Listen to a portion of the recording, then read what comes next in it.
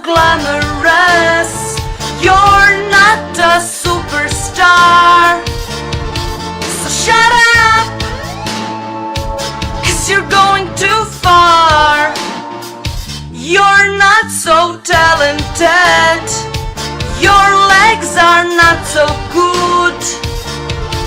So wake up and better change your mood.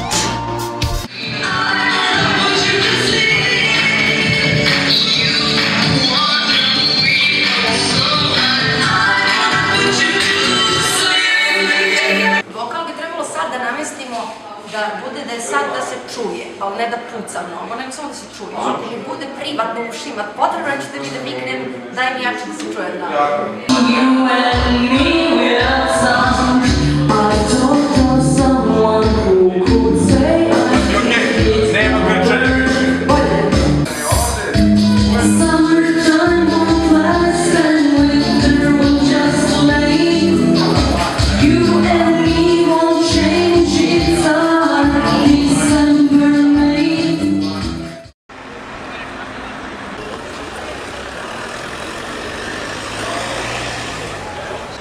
Danas je 3. oktobar 2015. Večeras je koncert, moj koncert, a ja sam sad došla iz Simine, odnosno iz Doma zdravlja.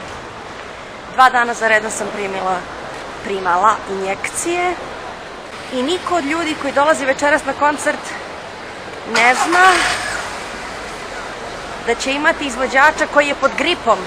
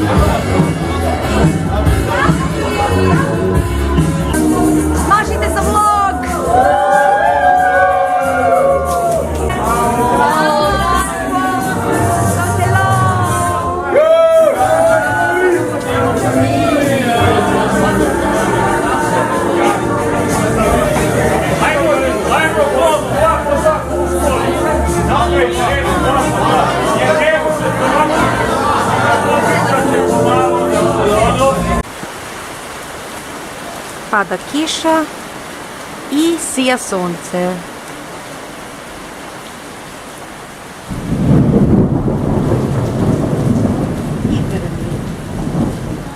Plavo, sivo i sija sunce u isto vreme. A ovde su crni oblaci.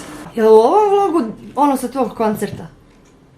Da, u ovom vlogu je bilo, verovatno malo pre ovoga kadar sa mog koncerta kad sam ja snimala publiku. Na primer?